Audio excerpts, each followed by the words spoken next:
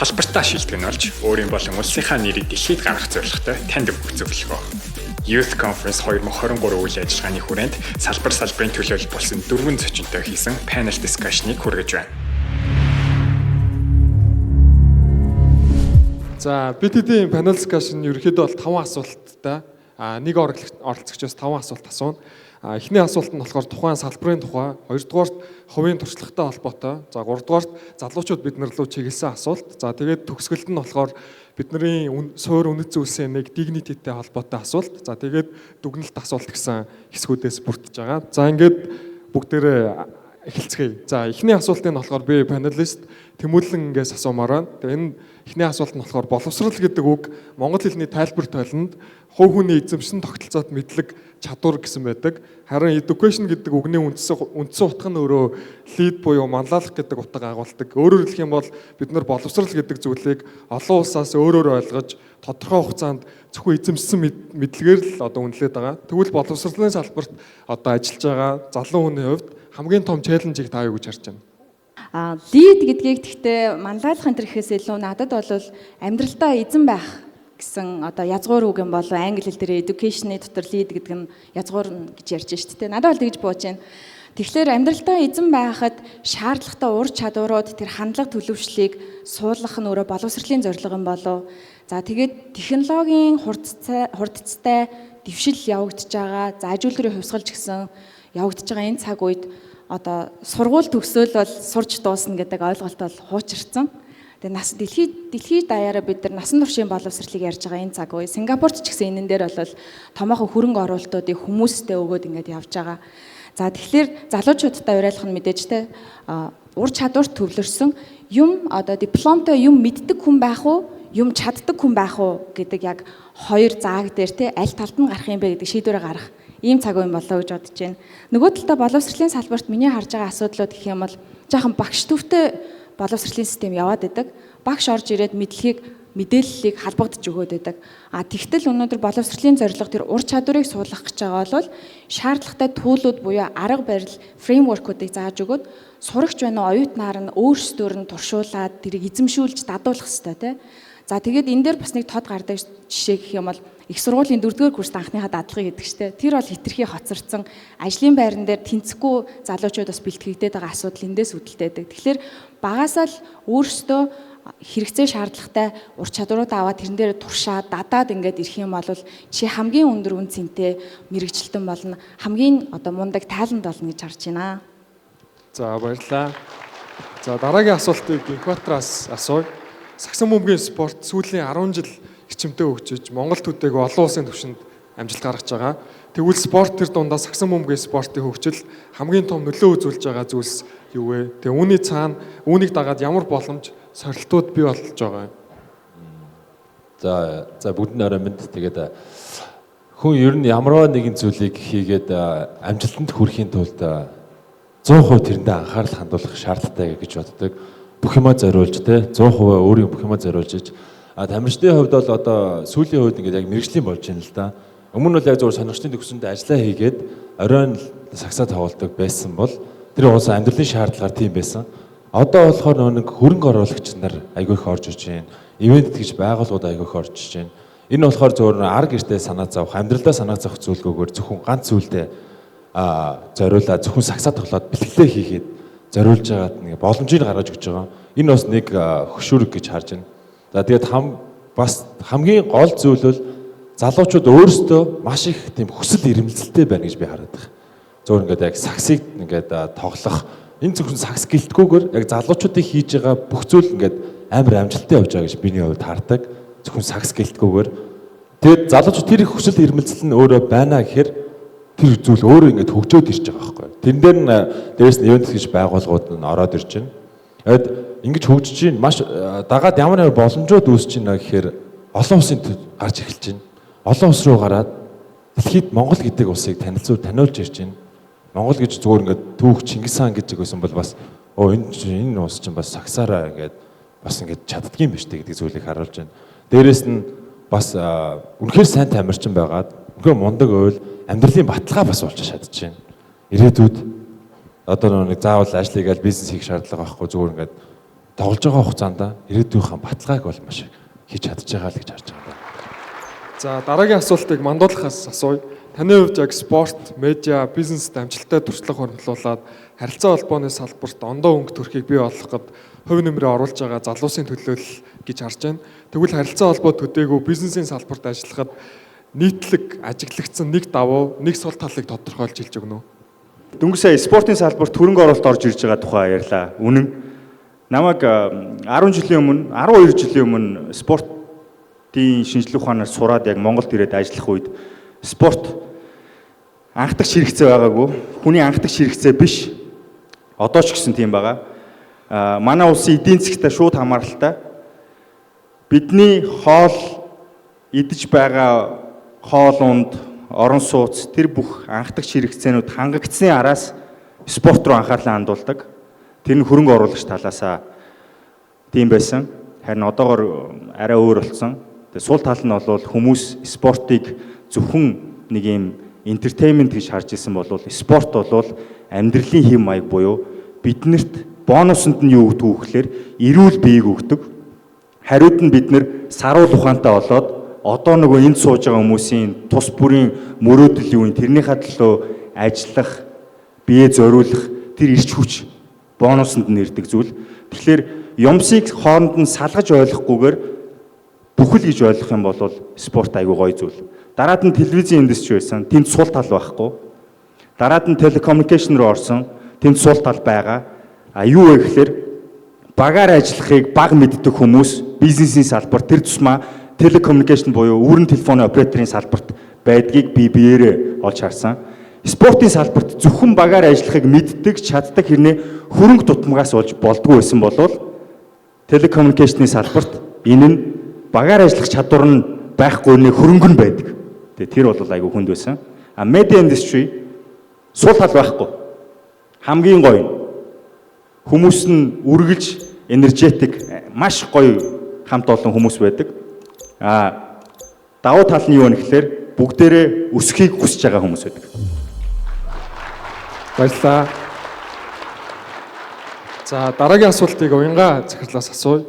Тэнгэрлэг медиа групп бол Монголын анхны нээлттэй хувьцаат медиа нэгдэл. Тэгээ таны хувьд өмнө нь санхүү бизнесийн салбарт олон жил ажиллаад тэгээ тус зарчмаараа яг медиа салбар руу шилжиж орж байгаа гэж харж байгаа. Тэгэхээр медиа салбар бол нэг төрлийн бүхэл орцогч талуудын дундын цэг. Тэгэхээр таны хувьд одоогийн медиа салбарыг өөрийнхөө зүгээс дүгнвэл ер нь ямар төвшөнд явж байна гэж харж байна? Би бол өөрөө медиа салбарын хүн биш. Медиа салбарт ард санхүүгийн нэгдэл хөрөнгө оруулалт хийснээр төлөөлөл удирдах зөвлөлт нэг ясандаа хөрөнгө оруулагчдаа энэ чинь өөрөө Монголын анхны нээлттэй хувьцаат компани болж төрж гарч ирсэн байгаа. Яагаад энэ салбарт хөрөнгө оруулалт хийх болсон бэ гэхээр бид нар чинь санхүүгийн уламжлалт бизнес, технологи руу чиглэсэн бизнес гэдэг ер нь юм нэг голдралтай. Медиа салбарыг сонгосон шалтгаан гэхлээр энэ салбар өөрөө түрүү мандал дурдж байна. Маш гоё салбар, маш их бүтээлч хүмүүс энэ салбарт ажилладаг.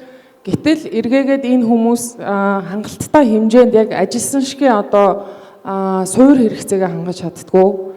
Гэх мэтчлэн санхүүгийн асуудлууд нь энэ салбарт ажиллаж байгаа хүмүүс шийдэгдэж чаддаг байгаасаа хин нэгэн хүнээс хараад хин нэгэн даргын хараа хяналтанд ажилладаг биш. Яг цэвэр өөрийнх нь бүтээлч өнцгөө гаргаж чаддаг байгаасаа түүнд нь туслах юмсан гэдэг үүднээс хөрөнгө оруулалт нэгдүгээрт хийсэн. Хоёрдугаарт би сонирхолтой гоё мэдээ Монголынхон олон улсынхаа мэдээг Монголдо үздэг баймаар санагддаг. Энэ дээр та нар ч гэсэн бүгдээрээ санал нэгтэй байгаах. Мэдээ нь өөрөө төрөлжсөн спортын, бизнесийн одоо урлаг уран сайхны ямар чиглэлүүд хүн хүний үзэх нөгөө хандлага чиглэл маань ч гэсэн өөртөө энэ нь яг мэрэгжлийн төвшөнд бид нар хүлээж авах тийм бололцоотой юм чадвартай тийм олон медиа одоо ийм платформуд, телевизүүд үүсч гарч ирээсээ те үүнд нь тус болох юмсан гэдэг үүднээс энэ салбарт хөрөнгө оруулалт хийсэн. Тэрнээс биш би бол яг энэ группийн доор байгаа охин компаниудын үйл ажиллагаанд нь бол оролцдог.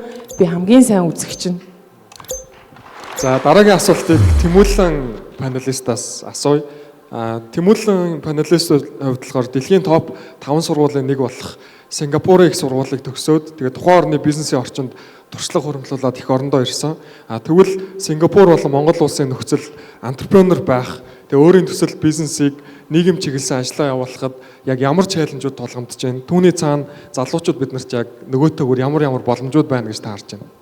Сингапурт 8 орчим жил ажиллаж амьдарсан. Тэгээд тэнд авах хугацаанд технологийн трансфер офис гэж байдаг. Одоо бий болж байгаа судалгаан дээр үндэслэн оюуны өмчүүдийг яаж бизнес рүү хөрвүүлдэм бэ гэдэг төсөл дээр би баг удирдах ажиллаж байсан. Тэгээд тэрнийхээ сүүлд Монголд ирэхээ өмнө тэрэн дээрээ патента хамгаалаад Малайзийн одоо listed буюу public компани дээр одоо exit хийгээд худалдаад хуримтлал өөртөө үүсгэчээд ингээд Монголдо буцаж ирсэн. Тэгээд тэнд ажиллаж байгаа хугацаанд 2-3 зүйлийг бол айгүй том анзаарсан. Мэдээж Сингапур бол бизнесийн одоо дэлхийн бизнесийн хаб, хөрөнгө оруулагчид тэнд цугласан. Тэрний суурь нь бол нөгөө бодлогын таатай орчныг бий болгосон бизнес эрхлэхэд айгүй хялбар олгоцсон тий. Тэр асуудлууд байгаа. Тэр бол бидний дараа үеийн одоо ч гэсэн ажиллаж байгаа хүмүүсийн шийдэх ёстой нэг асуудал. За хоёрдугаар гэх юм бол Сингапур улс 20 жилийн дотор дотоодын нийт бүтээгдэхүүнээ 100 дахин өсгөж чадсан байдаг. Тэгэхээр зөв тууштай суур үн цэнэ бий болгоод тэрэн дээрээ манай залуучууд шиг ийм hungry одоо өсөж хөгжих хүсэл эрмэлзэлтэй яг энэ цоожаа та нар маань тууштай ажиллаад энтерпренeur замыг хөөгөөд магадгүй хөрөнгө оруулалтын талд багийнхан гишүүнээр ингэ ажиллах юм бол асар том боломж бас харагдчихаа. Миний хувьд одоо SpaceX, Google гэх компаниудыг Монголд ингэ орж ирэхэд нь ингээд хамтарч ажиллаж байгаа. Тэрэн дээр бол яг хилдэг зүйл нь асар их залуучуудын чинь бүр тэр hungry level буюу ингээд юм үзий хий одоо бүтээ гэсэн тэр бол бүр үнэхээр гайхамшигтай. Тэрэнд чинь би тэр хийж ингэж орж ирж ийн гэж хэлж байгаа байхгүй. Тэгэхээр тэрийг бас би боломж гэж харж байгаа. Хамгийн сүүлд нь хэлэхэд бол нөгөө суур үнэт зүйл одоо үн цэнийг би болгоход бас нэг тийм үндэсний нэгдсэн өнгө төрх байх хэрэгтэй юм лээ. Манай залуу үеийг яг нэг үгээр тодорхойлоход юу гэж ойлгох юм? Гадаад орчинд бид нэр ямар мессежээр гарч ирэх юм гэдэг дээр бид нар асар одоо төвлөрч ажиллах хэрэгтэй. Тэгээ дараагийн бол 20 жилд бол бид нэр дотоодын нийт бүтээгдэхүүнээ бас 100 дахин өсгөх боломж бидний гарт байгаа гэж харж байгаа. Баярлалаа. За дараагийн асуултыг инкубатороос асууя. Тэгээ түрүүн яг өөрөө хэлсэн. Та яг өөрийнхөө сурч төгссөн мэргэжлээр ажиллаж агаад одоо бол 100% өөрийгөө сагсан бүбэгт зориулах шийдвэр гаргаад байгаа. Тэгвэл энэ шийдвэр одоо хамгийн томоор нөлөө үзүүлсэн хувийн түүх эсвэл чухал мөчийг бид нартай хаваалцаач. За яг 2019 онд энэ шийдвэр юу нэг гарсан юм аа. Тэгээд би тухайн үед бол лигийнхан 21 аймгийн лигийн авраг болсон. Ер нь бол өөрийгөө бас нэлээд гайгүй тамирчин гэж боддог байлаа. Монголдо бол бараг болцсон тий. Хооны юм яриад айгүй би ингэ болох юм байна. Тэгээ яг үүндээ тэгсэн тухайн үед би залуучуудын дэлхийн аврагт явсан. Очоод зооноосоо ч гараагүй өөр олон улсын сагсан бөмбөг өндөр хөгжсөн орны тамирчтай тоглоод Монголдо биш олон улс руу гарсан чинь би хинч ш болж хувирсан байхгүй. Би хангалттай биш юм байна. Дахиад надад бэлтгэл сургалт хийх, дахиад өөрийгөө хөгжүүлэх ёстой юм байна гэдэг зүйлийг маш их ойлгосон. Тэгээд надад яг тэр намайг ингээд яг энэ шийдвэр гаргахад аягүй их том түлхэц болсон.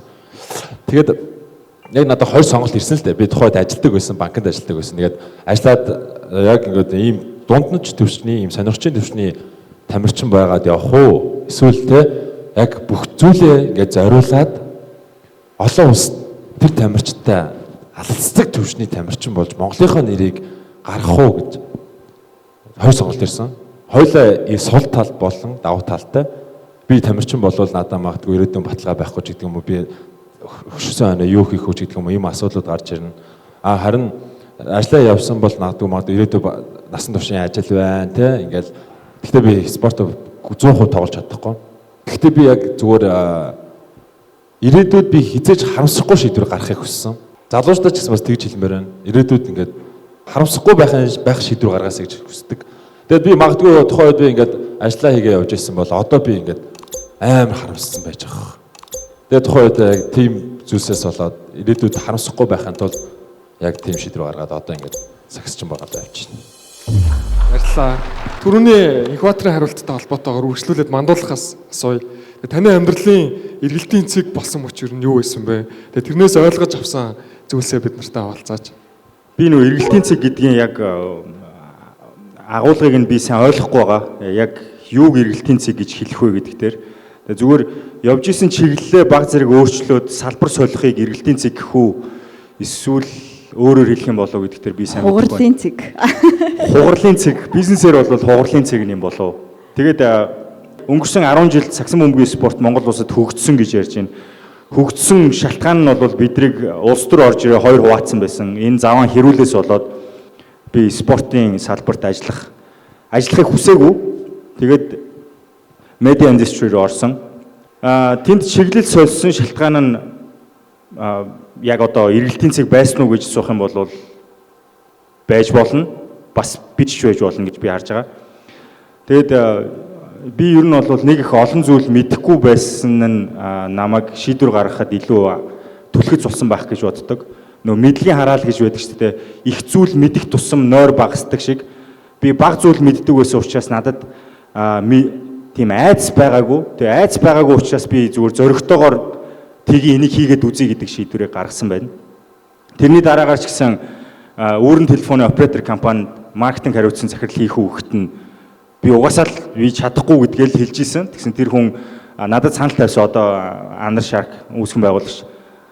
Чи чадахгүй би ч гэсэн чи тэрийг чи мэдэж байна. Гэхдээ чи сурч чадна гэж хэлсэн. Тэгээд тэр сурч чадна гэдэг хоёрхан үг л намайг зоригжуулаад би тэрийг хийсэн гэсэн үг. Тэгэхээр нөгөө надад юу хүлээж исэн гэдэг тэр айдас байхгүйс учраас би тэр чиглэл өөрчлөөд исэн гэж би хардаг. Тэгэхээр нөгөө нэг бодлын тэнэг нөгөө бодлын үр дүнгээ харах юм бол яг уу бас гоё.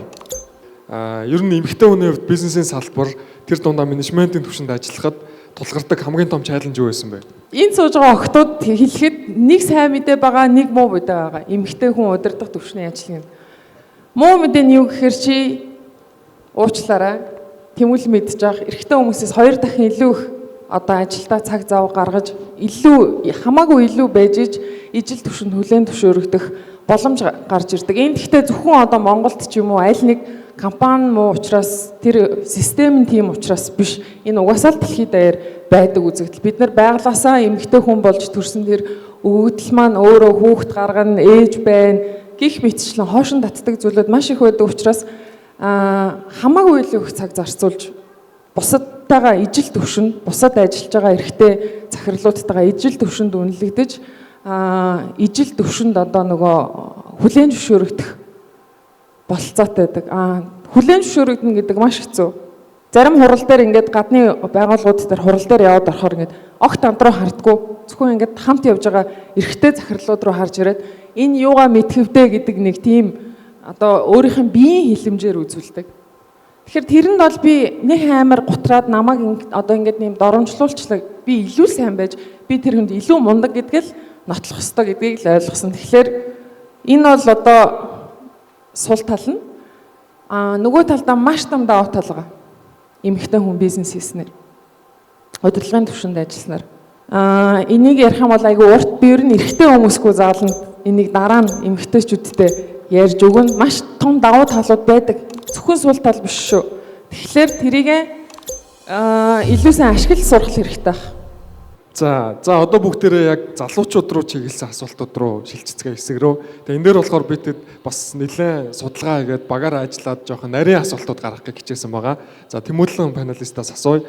За саяхан Аз номхон далайн орнуудын зах зээлийн судалгааны байгууллагын 15 дугаар чуулганд MMCG-гээс танилцуулсан судалгаан дээр хөдөлмөрийн насны идэвхтэй хүн амын 60% нь гадаадад ажиллахыг хүсэж байна. Мөн цойлогчдын дотоод дээсэн судалгааны үр дүнгээр ч гэсэн залуус ирээдүгөө гадны оронд сурч ажиллаж байхаар төсөөлж байна. Тэгвэл залуус амьдрах таатай орчин, санхүүгийн таатай нөхцөл, олон улсын түвшний мэдлэг мэдээлэл дэлхийн иргэн байхыг хүсдэг гэж үзвэл бид нар гадагшаа гарах нь залуусын хувьд хамгийн оновчтой болох мөн үү? Яагаад гэж асуумаар байна. Миний хувьд яг манай баг хамт олонд яг үнэндээ Монгол үлдчихэж байгаас илүү олон залуучууд нь тэтгэлэг аваа гадагшаа сураад байгаа. Миний яг боловсролын төсөл дээр ажиллаж байгаа залуучууд маань орж ирэхдээ ч гэсэн би гадагшаа сурмаар байна. Тэхийн тулд би ийм үр нөлөөлөл бүхий төслийн багийн хамт олон байгаа. Тэгээ сурмаар байна. Тэгээ сураад явдаг. Мэдээж үлдчихэж байгаа хүний хувьд одоо хүний нөөц алдчихж байгаа хүний хувьд надад асар хэцүү байдаг л да. Гэхдээ нөгөө талдаа би нэг яг UNICEF-ийн нэг мундаг захирал хүнтэй ярьж байхад хэлжсэн brain drain гэдэг олон улсад ойлголт байдаг. Аливаа хөгжиж байгаа улс хөгжсөн улстай болохоор гайгүй тийм зөв эерэг хандлагатай хүмүүсээ алдах гээд байх магадлал байдаг. Гэхдээ богино хугацаанд тэр баг зэргийн өвдөлтийг өгдөг те. Ягаад гэвэл би өнөөдөр өөрийнхөө ажлыг хийх байтал 2 хүний ажлыг хийх болчиход байна те. А гэтэл дунд хугацаанд тэр хүмүүс чинь нөгөө мэдлэг туршлагыг хоримтлуулж ирээд улс орондоо илүү том үн цэнийг бүтээж хувь нэмрийг оруулах боломж бүрддэг гэдэг талаасаа харах юм бол би бол явмаар байгаа залуучууд яваад ирээрэй л гэж бол уриалдаг. Яваад юм үзэх юм а үзээд бизнес харилцаад олон улсын түвшинд яаж явж гин, хөдөлмөр эрхлэлтийг яаж хийж гин, дээрэс нь тэрэн дээрээс бас сурах ёстой ур чадваруудаа Монголдо сурч чадахгүй байгаа ур чадваруудаа аваад дэлхийн түвшинд ажиллаж чаддаг, бизнес хийж чаддаг тийм болоод буцаад тэр үедээ нөгөө хэдүүлээ нийлээд дотоодын нийт бүтээгдэхүүнээ хэд дахин өсгөх гээд байгаа лээ. Тэгэхээр энийг ч гэсэн Сингапур бас гайхамшигтай хийж чадсан байдаг. За дараагийн асуултыг инкватраас асууя. Спорт бол эв санааны нэгдлийг бий болгож нийгэмдээ эргээр нөлөөлж чаддаг том зүйл. Тэгэхээр бид нар олон улсад их орноо таниулах бас боломж гэж харж байгаа. Тэгэхээр ирээдүйд 5, 10, 20 жил бид нар илүү амжилттай хамтдаа олон улсын түвшинд бүтээмжээр амжилтаараа өрсөлдөхөд яг одоо залуучууд бид нар юу хэрэгтэй гэж бодож байна? Нодлон Азийн аваргын өмнө шишээ багийн бэлтгэл хийж хахад бэлтгэлийн дундуура бид нэг түүхчтэй уулзж ирсэн. Тэгээ түүхч болохоор бид нэгээд Монгол улсын түүхийг яриад ингээд дээр үеийн түүхүүдийг ярьж байгаа юм л да. Тэр үед тусгаар тогтнолоо улсууд бол ингээд хоорондоо байлдаж тий буу шийдэм зэвсэг мэвсгээр ингэж байлдаж эх орныхоо тусгаар тогтнолыг хамгаалдаг байсан бол одоо үед бол тэр нь харцсангуй гайг болсон. Тэгээ бидэрт хэлсэн нэг зүйл нь тэр түүхчд хэлсэн нэг санаа нь одоо үеийн зэвсэг бариагууд цэргүүд бол та нар шүү, залуучууд та нар шүү гэж хэлсэн бай тий. Бид зэвсэг бариад тулдахгүй ч гэсэн за би спортоор ярьчих. Олон улсын давцанд гараад Монгол улсынхаа нэрийг ингээд олон улс таниулаад байх тусам энэ биднүүд эргүүлээд дархлаа болдог юм шиг санагдтыг. Олон улсад бидний тусгаар тогтнолыг улам бэхжүүлж, олон улс таниулаад, улам бэхжүүлээд байгаа юм шиг санагддаг байхгүй. Тэгэхээр би олон улсын тэмцээнд орохдоо зөв ингээд би ч зэвсэг өрөөгөө Монгол улсын цэрэг гэж өөрийгөө мотивацлж ордог. Маа залуучууд ч гэсэн бүх зүйлсээрээ те ингээд өөрсдийгөө хөгжүүлээд, гадагшаа гараад тэндээс сурах юм сураад буцаж ирээд харин Монголдо яг өөрсдөө салбараа хийх юм уу хийчээд тэрийг олон улсын болгож чадах юм бол эргүүлээд яг биний нэг олон улсын тэмцээнд ордог шиг Монголын компани олон улсад гараа явж гин гэдэг нь өөрөө бас давхар дархлаа болоо явж байгаа юм болоо. Тэгээд тусгаар тогтнол болоо явж байгаа болоо гэж бод. Тэгэхээр залуучууд бол өөрсдөө хөгжүүлэх хэрэгтэй. Тэгээд сайн боловсралтай болж хөгжүүлчихэд нэг бас нэгдэж чадах хэрэгтэй. Нэг баг болж чадах хэрэгтэй хоорондоо. Тэгээд олон улсын давсанд өрсөлддөг том компаниудыг би бол спортод төлөөлж байгаа учраас тэмцээнээ ярьчихж байгаа байхгүй юу. Тэр нь тех ёстой санагдсан. Амар урам зориг авч модератор хийж байгаа ч гэсэн. Тэгэхээр бүгдээрээ өөр өөрсдийнхөө салбарт олон улсын түвшинд бүтээмжээр өрсөлдөцгөөе. Тэгээ энэний суурь нь бол ерөөсөө бидний салбарын багийн тоглолт, салбар дундын одоо багийн тоглолттой шууд холбоотой. За тэгээд бид нар олон улсын түвшинд бүтээмжээр өрсөлдөхөд хамгийн чухал нэг зүйлс нь бол өөрөө боломжийг олж харах, нээж илрүүлэх. Тэгээ тэрийгэ бий болгох нь юунаас илүү чухал ач холбогдолтой.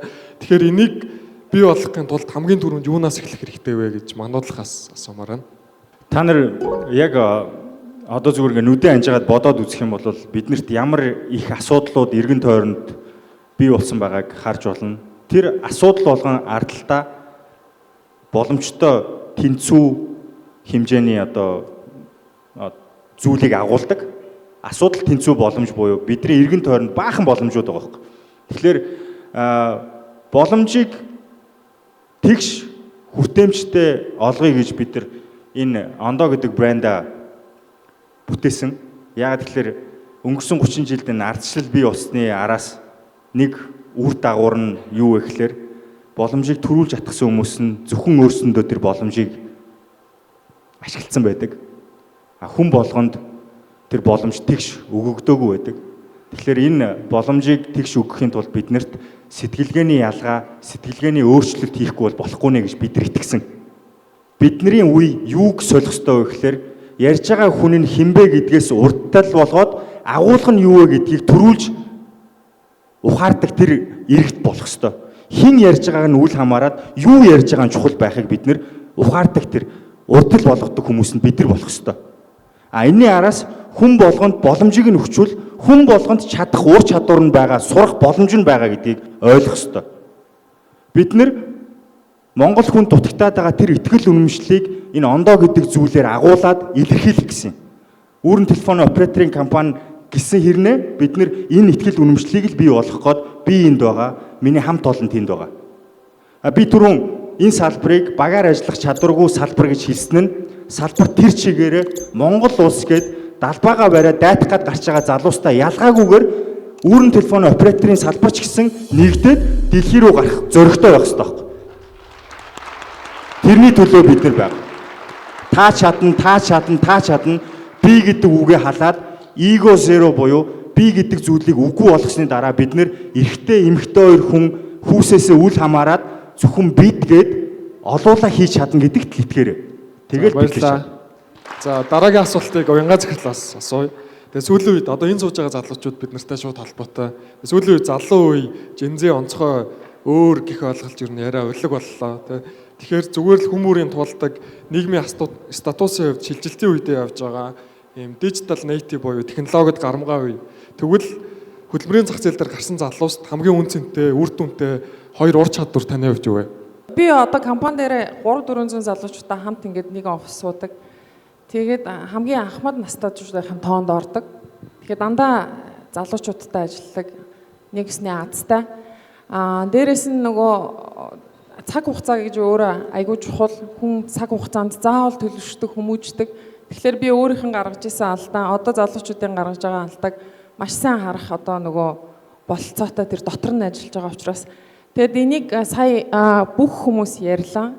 Тэр нь юу гэхээр чи компани захирал байна уу, менежер байна уу, ажилтан байна уу, ямар төвшөнд ажиллана хамаагүй хүн хоорондын харилцаанд орж идэг.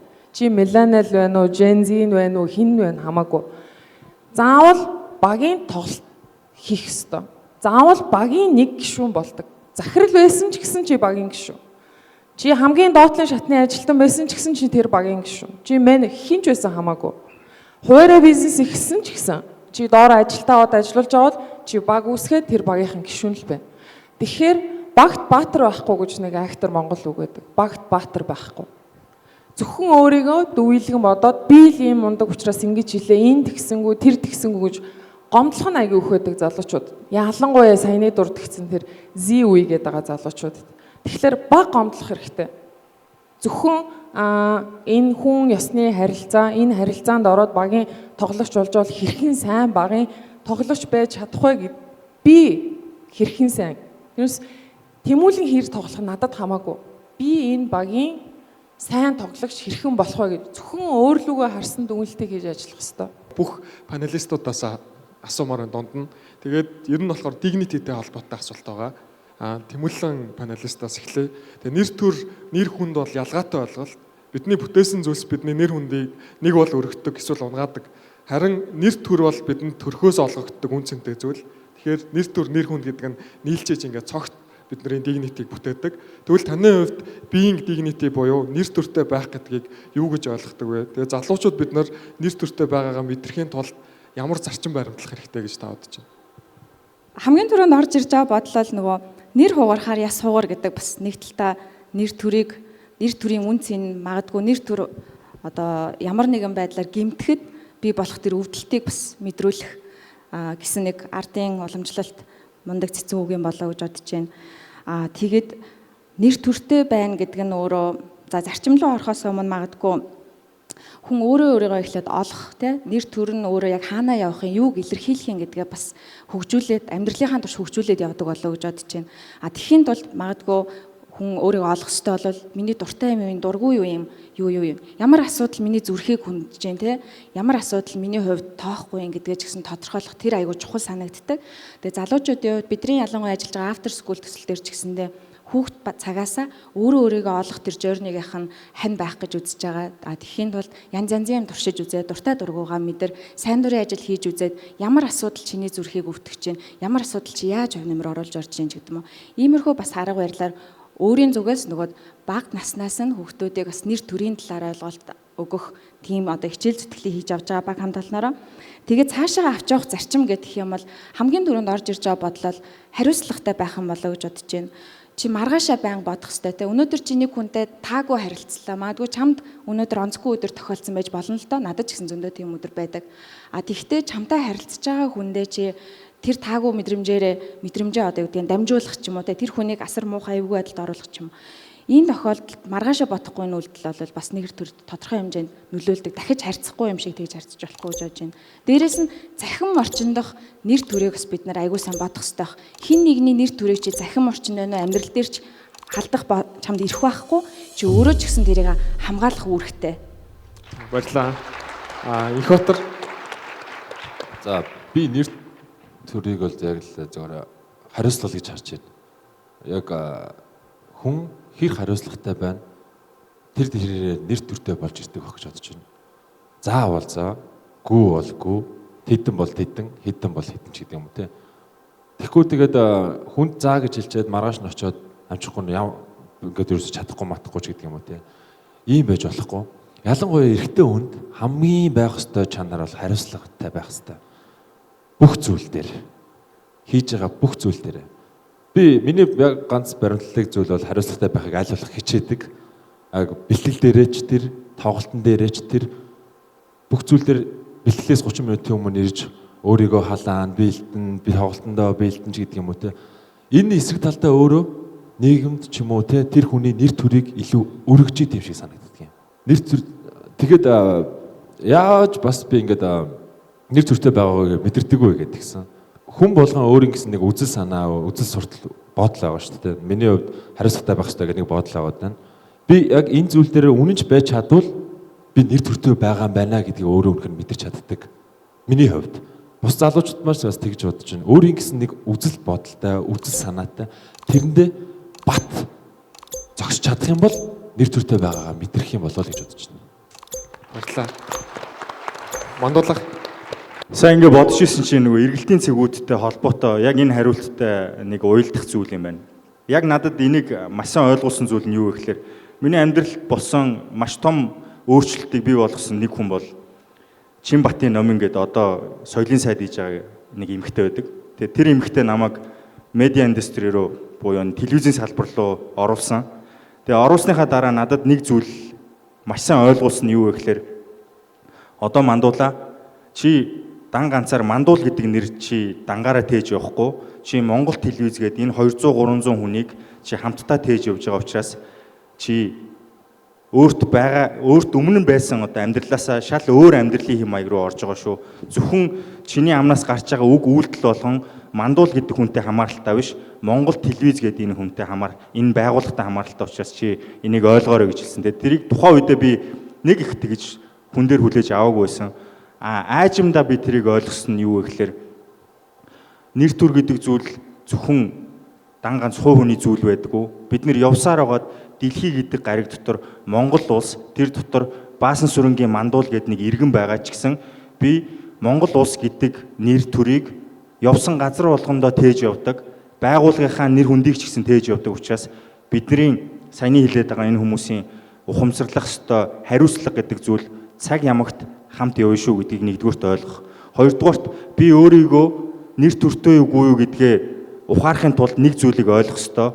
Бүр хамгийн одоо энгийн жишээгээр хэлэхэд таны өнгөрсөн хугацаанд хийсэн үйлдэлүүдийн олонлог бол та юуг олон удаа хийсэн байна, юуг хийсэн бэ гэдгээс та өөрөө бүрдсэн байгаа. Тэгэхээр тэр бүрдсэн бүрдэл хэсэг чинь таны хэн бэ гэдгийг чи илэрхийлдэг. Тэгэхээр тэр бүрдэл хэсэг чинь хэр их эерэг байгаагаас хамаарат та нэр төртөө хүн үгүй юу гэдэг чинь тодорхойлогдно. Баярлалаа. Уянгаа захирал.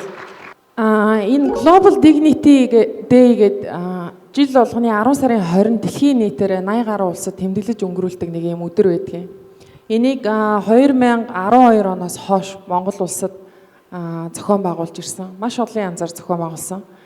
Хамгийн үр дүнтэй залуучууд руу чиглэл зохион байгуулах ёстой байна гэдэг дээр сүүлийн хэдэн жил тогтсон. Манай цайлагч Global Shapers-ууд гэдэг олон залуучууд энэ үйл ажиллагааг таниулж ойлгуулж одоо ингээд нийгэмд түгээж явж байгаа тасралтгүй сошиал пэйжүүд байгаа тэрнгээр нь ороод энэ олон жилийн хугацаанд юу хийсэн бэ та бас нэг сонирхоод үзээрэй. Яг dignity гэдэг үгийг орчуулахад айгүй хүндрэлтэй байсан. Илүү одоо ингээд бидний амьдралд буух үгээр орчуулъя гэвэл надад ноён нуруу жудаг гэдэг үгнүүд байдаг те. Энэ үгнүүдтэй илүү төхөж буух юм шиг. Гэхдээ даян дэлхийн жудагтай өдөр эсвэл дайын дэлхийн ноён нуруутай өдөр гэж болохгүй байсан байхгүй юу? Тийм учраас нэр төр гэдгийг арай төхүүлсэн. Нэр хүндээс ялгаатай юм. Тэгээ нэр төр гэдэг. Гэхдээ энэ өөрөө нэр төр гэж юу вэ гэгээд хүнээс асуухад хүн болгон өөр өөрөөр энийг хардаг. Одоо тэнд хариуцлага гэж харж байна. Энд болохоор эрэг байхыг гэж харж байна. Тэгэхээр 10 сарын 20-нд яг 2012 онд санаад байна. Боловсролын яамнаас энийг дайны дэлхийн нэр төрөө эрхэмлэх өдөр гээд жил болгон 10 сарын 20-нд бүх улс даяар сургуулиуд тэмдэглэж өнгөрөх ёстой тийм өдөр байдгийг. Сургууль болгон янз янзаар тэмдэглэж өнгөрөөдөг. Миний хүсэл олон жил одоо энэ төрийн бус байгууллагын гишүүнээр ингээд Монголдо зохион байгуулалт явж байгаагийн хувьд миний хүсэл юу байдаг вэ гэхлээр энийг тодорхойлоход хэцүү. Намайг илүү нэр төртэй юу? Эсвэл чи илүү нэр төртэй юу? Чи ихтэрийг юугаар хэмжиж чи ихтэрийн нэр төрийг хэн хэмжих юм? Ингээд энэ асуудал айгүй том сэдв. Залуу хүмүүсттэй ийм яриа хийхлээр илүү одоо юу гэдэг нь те олонний танил болцсон ийм хүмүүст л байдаг. Гэтэл тэр хүүхдүүдийн ээж аав ялгаагүй л байгаа. Тэр өөр хүүхдүүдийн төлөө өглөө гараад өдөржин ажиллаад ирж байгаа ээж аавыгаа одоо нэр төртөө гэж үздэггүй ч юм уу те. Ингээд энэ ойлголтыг өөрчлөөд хүн болгон энэ бүгд мэддэг хэрнээ хинч ярьдаггүй сэдв хоорондоо. Тэгэхээр хоорондоо ярьдаг байгаасаа энэ сэдвийн талаар хүн болгон дотроо 1 2 3 удаа бодцдаг байгаасаа тэгвэл яг мандуулын хилдэг шиг өнөөдөр би хийх гэж байгаа үйлдэл дээрээ нөгөө ноён нуруутай жудагтай хандах юм бол за ийм юм хийгээд хэрэггүй бах эн чинь ирээдүйд уршигтай штэ гэд өөрийнхөө олохыг хасаад ирээдүйд нийгэмдээ үзүүлэх нөгөө нөлөөллөө илүү сайн байгаасаа гэдэг байдлаар ч юм ингээд хүний шийдвэр гаргахад маш чухал үүрэгтэй байдаг. За тэгээд бидний хувьд болохоор яг дигнитийг оруулсан шалтгаантай. Яагаад гэвэл Монголд бидний залуучууд гэлтгүй нийгэм даяараа ийм тэгш бус байдал, ялгаатай байдал маш хүчтэй байгаа. Тийм учраас бид нар бүгдээрээ адилхан хүн, бид нар заяагдмал яг ийм үнэт зүйл байдаг. Тэр нь бол бидний дигнитэ. Тэгээд энэ нүдэнд харагддаггүй ч гэсэн бид нар бүгд өөр өөрсдийн гэсэн юм нэгдмэл үнэт зүйлтэй учраас дотроо бид нар энийг өөрийнхөө итгэл үнэмшил үнэт зүйлээ дагснараа бүтээдэг. Тийм учраас бид нар өөрийгөө үнэлснээр тэрнтэйгээ адилхан бусдыг үнэлснээр энийг их орондоо хийх боломжтой. Тэгээ хамгийн чухал нь энэ агуулга өөрөө нөгөө бид нар аав ээжтэй гэж юм уу найзуудтайгаа ярьдгүү сэдв тэгсэн мөртлөө хамгийн чухал үнэт зүйлсээ нэг байдаг. Тэгэхээр хариултууд өгсөн панелистуудаа бүгдэнд нь маш их баярлалаа. Ингээд бүгдээрээ хамгийн сүүлийн асуултууд руугаа орцгоё. За Тэмүүлэн болон Инхбатраас дунд нь яг нэг асуулт асуумаар байна. Энэ болохоор одоо болон ирээдүйд нийгэмдээ өөрийн хөдөлмөрлөж чиглэлээр ямар мессеж хүрэхийг хүсэж байна вэ гэдэг энгийн бөгөөд утга учиртай асуултыг асууя. Би 2 жилийн өмнө Сингапураас Монгол руугаа буцаж ирэхдээ би зоригтой ирсэн хүн. Би Сингапурт байхдаа юуг бодсон бэ гэвэл тухайн улс 50 жилийн хугацаанд одоо хөгжлийнхаа ихэнх үедээ юу хийжсэн бэ гэхлээр зарим хэсэг нь яг түрүүний нэг асуултын хариулттай ингээд гараад явсан мэдлэг туршлагыг орлого хуримтлалыг бий болгох гээд ингээ гараа авцгаасан. Тодорхой хугацааны дараа ирсэн. Үлдсэн залуус юу исэн бэ гэхлээр дэлхийг уриалсан хүрээдэр. Манайд хүрээдэр хэдүүлээ хамт ажиллая, бид нар ажиллая Энэ байдлаар ингээ харах юм бол Монгол улсад ч гэсэн яг бид нар тэр цаг үе дээр явж байгаа юм болоо гэж боддیں۔ Яг одоо миний хувьд бол 2 жилийн өмнө ирснээс хойш одоо хийж яваа зүйлс гэх юм бол би дэлхийн хамгийн том компаниудтай Meta, Google, SpaceX за дээрээс нэмээд Warner Bros, Discovery, CNN гэдэг ингээд Монгол руу орж ирэх тэр гүүр болоод ажиллаж байгаадаа үнэхээр бахархалтай байдаг. Дээрээс нь нэмээд тэднийг оруулж ирэхийн төлөө бүх хүч нөөцөд ажиллаж байгаа. Тэгэхээр энэ дээр ч гэсэн та бүхэндээ илүү хүчээ нэгтгээд ороод ирэнгүүт нь харин сурж хамт ажиллаж үзээд сурж авах юмудаа бүгдийг сурж аваад өөрсдөө тэрийг хийж бүтээдэг, эргээд өрсөлддөг тийм хэмжээнд бид нар яваасаа гэж би үнэхээр хүсдэг. Тэгээ энэ мэдээж нэг хүний 10 хүний хийх ажил биш. Тийм учраас би байнга багаад хэлжээдэг, байнга зөв хандлагыг аван заавал техник ур чадвар байх шаардлагагүй. Тууштай байдал, төсвөр хатуужилтай байдал, өсөж дэвжих сэтгэлгээг би ажилд авна гэд өдөр алга ажлын зар бараг тавьдаг байгаа. Тэгэхээр энэ сууж байгаа залуучууд ч гэсэн эргээд ямар нэгэн том ажил магадгүй энэ миний одоо хүсэж зорж байгаа хүсэл зорилгод бас нэгддэг, адилхан хардаг болвол энэ ажилд маань ч гэсэн хамтарч ажиллаарай л гэж уриалъя да. Бид монголчуудын нэг юм багаар ажиллаж чаддгүй гэсэн нэг явцсан ойлголт байдаг шүү дээ. Энийг би монголчууд багаар альж чаддаг юм шүү гэдгийг харуулахыг хичээж байгаа. Цагсан бөмбөг бол угаасаа багийн спорт. Тэнд 12 хүн байгаа. Бүгд өөр ингэсэн үүрэг ролтой. Нэг нь оноо аавна гэдэг, нэг нь самбар аавна, нэг нь ассесор хамгаална гэдэг юм уу те. ямар ч зүйл дээр одоо өөр салбар руу орё л да. Мэдээж бизнес тэнд бас л баг байгаа. Баг дотор дахиад өөр гэсэн өөр ойлтой. Одоо үеийн залуучууд бүгд багаар сурж байгаа. Энийг манад заахаа бохор дээдлийн үеийнхэн маань чаддгүй маддгүй л гэдээсэн баг. Гэхдээ одоо үеийн залуучууд маань энийг багаар чадж байгаа. Тэгэд миний спортороо дамжуулж сагсан бөмбөг буюу багийн спортороо дамжуулж монголчууд нэг цөм болж чаддгиймаа гэдгийг л харуулах гэсэн. Тэгээд үнэхээр ингэж чадах юм бол монгол хүний уул нь потенциал, ген, нөөц, бололцоо уул нь айгүй өндөр гэж би хувьдаа боддог байхгүй. Монгол хүн амар том потенциалтай. Гэхдээ жижиг сажиг эго, амбицтэй, багаар ажил чадвар гэдэг юм уу. Энэ зүйлсээр бид нөр одоо ингээд дээшээ гарч чадахгүй байгаа юм санагддаг. Гэхдээ одоо үеийн залуучууд бол өөр болж байгаа гэдгийг бүгд та төлөөлж байна. Бүгд нийлээд багаар ажиллаж чадах юм бол салбартаа чадах юм бол бүгд амжилтыг бол үзүүлж чаднаа л гэж хэлсэн юм да. Баярлалаа. За дараагийн асуултыг мандуулахаас асууя. Сүүлийн асуулт. Өнгөрсөн жил та манай Youth Conference дээр илтгэлээр оролцохдоо ондоо мөрөөдөл илтгэлээ. Ондоогийн маркетинг хариуцсан захирлын зүгээс хилцүүлж исэн. Харин одоо та гүйцэтгэх захирал болсон байна. Тэгвэл энэ нэг жилийн хугацаанд өөртөө хийсэн хамгийн том дүгнэлтээ нь юу байсан бэ? За би эхлээд юмд амар хөнгөн хоймгоо ханддаг. Тэгээд үйлдэл хийж эхэлдэг. Тэгээд хэсэг хугацааны дараа ойлгоод гэж ухаардаг. Тэгээ би юу ойлгосон бэ гэхээр ямар их зовох юм бэ? Дахиад ямар их зовхоор байгаа юм бэ? Ер нь л их зовх юм байна даа л гэдгийг би аягуулс ойлгосон. Тэгээ юм хийхэд үнэхээр зовж иж л амжилтанд хүрэх юм байна. Түүнээс энэ дүт зам бол байхгүй юм байна. Хэрвээ дүт зам олдсон бол бидэртээ хуваалцаарай. Би бас мэдмээр байна. Гэхдээ зовхгүйгээр амжилтанд хүрэхгүй байх шүү Монголд. Тэгээ дээрэс нь яг үннийг хэлэхэд байна шүү дээ. Би үнэхээр энийг чадахгүй нэ. Би энийг хийж мэдэхгүй байна. Би энэнд муу. Би чадахгүй. Би таныг хүлээн зөвшөөрч та болвол надаас илүү гэд энийгээ хилчдэг хүмүүс ямар дутуу байдаг юм бэ гэдгийг л би ойлгож байгаа байхгүй. Ингэж хэлэх нь чи алдаа гаргах чинь зөв, чи хариуцлагагүй байж болно хаяа. Гэхдээ амьдрал үргэлжийн мөнхөд хөдлөх учраас чи маргааш нь босоод барьж аваад хариуцлагагүй байсан зүйл алдаа гаргасан тэр зүйлээ давтаж хийгээд хин нэгнээс тусалцаа өсөд ард нь гарахыг сурчвал бид нэр бүгдээрээ чадах юм байна. Гэхдээ зовлон жаргал хоёр ээлжлэл ах юм байна. Би илүү амархан байх болов уу гэж бодсон үгүй юм байна. Түрүү жил маркетинг байсан, энэ жил ягаад ч юм гүйцэтгэх захирал болцсон.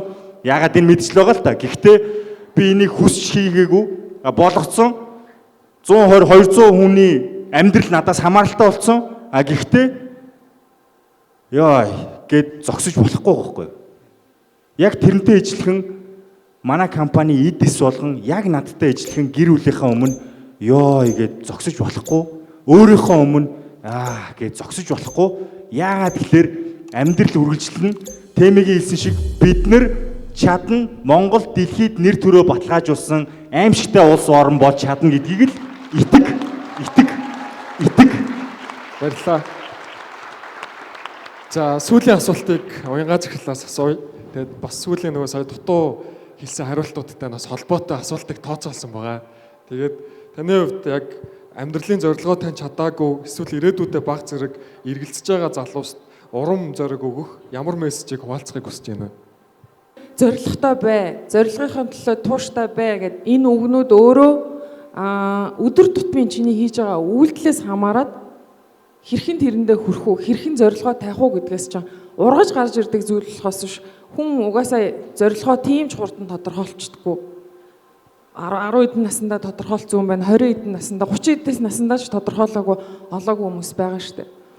Тэгэхээр би зорилгогүй байна, би юу хийх билээ гэж ерөөсөө бодохгүйгээр эхний ээлжинд богино хугацаанд зорилгыг тавь. 7 хоногийн дараа, сарын дараа, 3 сарын дараа, жилийн дараа. Гэтэл тэрнээс ч ургаад нөгөө олон жилийн тэр 5 6 жилийн дараах, 10 жилийн дараах зорилгоуд чинь чамаас өөрөөс ч ургаж гарч ирнэ. Хэрхэн зорилготой болох вэ? Хэрхэн зорилготой хүрэх үү гэдэг ном уншаад нэг амар амжилтанд хүрээд зорилгоо тодорхойлсон хүмүүс байдаг гэдэгт би бол хувьдаа эргэлздэг. Ямар ч зорилго тавьсан байлаа гэ тэрэндээ хүрэх ганцхан л зам байгаа. Тэр нь чи өөрөө хинч чамд тусалж чадахгүй. Чи өөрөө л зорилготой орно. Гэхдээ зорилготой хүрэх боломжтой хамгийн чухал зүйл юу гэхээр өнөөдөр яг одоо. Тэгэхээр бити зорилгыг хол тавиад тэрэндээ хүрэх арга замаа бий олохгүй байна. Тэгмээрээ, ингэмээрээ гэж бити гонол. Зүгээр л өнөөдөртөө амьдр, өнөөдөртөө олонхтсон үргээ хамгийн сайн гүйцэтгэл гэж хэлмээр. Баярлалаа. За ингээд манай панел дискшнд өөрсдийнхөө үнцэнтэй туршлагыг чин сэтгэлээсээ хуваалцсан панелистуудаа маш их баярлалаа.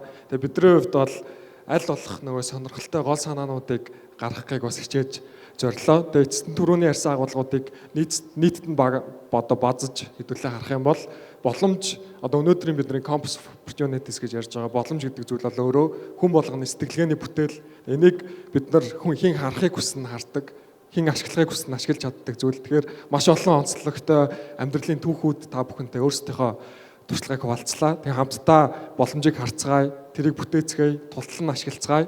Бүгдэнд нь амжилт хүсье. Илүү их мэдээлэл авахыг хүсвэл subscribe төвчийг дараарай.